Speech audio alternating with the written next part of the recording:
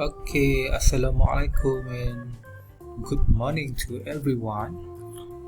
Welcome back to English class with Mr. Fizri.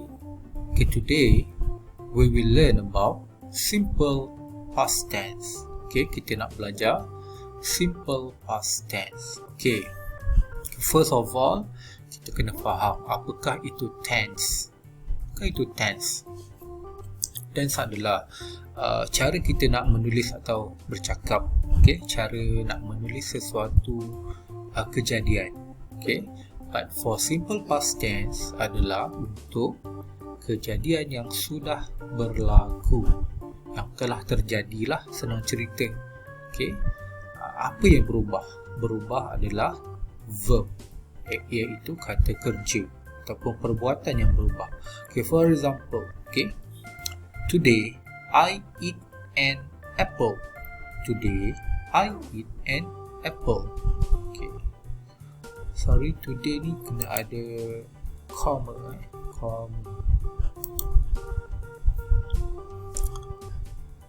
Okay, today, I eat an apple.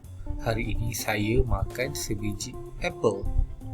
Yesterday, I ate an apple. Yesterday, I ate an apple. Semalam saya makan sebiji apple. Okay, cuba tengok apa yang berubah.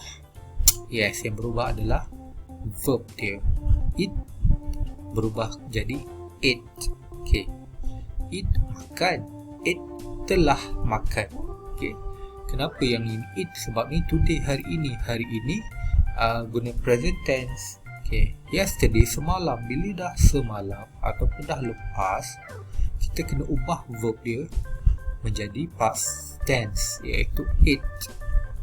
Alright, so verb, bila past tense, verb akan berubah. Okay, kita tengok lagi verb yang lain. Okay, simple past tense. Okay, these are the present tense. Okay, present. These are the past tense, okay, past simple ataupun simple past, okay, sama saja. Okay, study, okay, bila akhirnya y, bila simple past tense, y kita buang, kita tambah ied, study. Okay. Try, y buang, kita tambah ied jadi try. Cry, y buang, we put ed, cry. Stop, okay, bila stop kita tambah lagi e dan tambah ed, stop. Jog tambah g and ed, jog. Commit tambah lagi t, ed, commit. Okay, love, okay, love, e dah ada, cuma tambah d, love. Dance, e dah ada, cuma tambah d, dance. Work, okay, work kena e tak ada kan, so kena tambah ed, work. Kiss, okay, kiss we put ed, kiss. Travel, bila ada tambah ed tu bunyi dia macam travel. Okay. Assist, we put ed, assisted. Alright, so bunyi dia kadang-kadang ed ni kadang-kadang dia ada bunyi, kadang-kadang tak ada. For example, dance, kita tak sebut danced, okay, dance sahaja.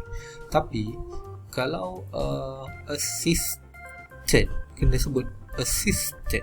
Alright, so macam mana nak tahu ed dia berbunyi atau tidak? You have to do a lot of readings. Kita kena banyak membaca baru tahu mana perkataan yang ada bunyi, mana perkataan yang tak ada bunyi. Okay, tak apa, you don't have to worry about that. For today, saya cuma nak kenalkan awak dengan perkataan simple present and simple past. Okay, itu sahaja. Okay, hari ni tengok dulu, salin dulu. Okay, for today's homework, I want you to copy this table. Salin dulu simple, present simple and past simple.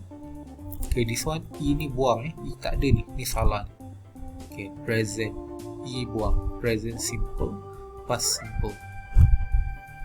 Okay, you just copy this table, isikan saja dulu. Next class, I will teach you how to make sentences from this word. Okay, kelas seterusnya saya akan ajar macam mana kita nak buat ayat menggunakan simple past tense. Okay, contohnya macam ni lah. Okay, contohnya ayat macam ni For example, like this. Okay, saya akan ajar macam mana nak buat ayat. Okay, simple past tense ni memang penting lah. Awak memang kena belajar sebab bila dah next time memang akan jumpa lagi.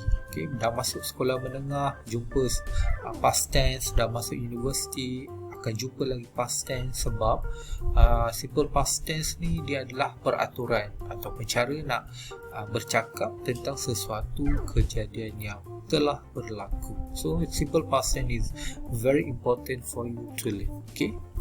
Okay, so I think that's all for today. And see you again during next class, and please after you have finished, please take picture and WhatsApp to me. Alright, see you again, goodbye.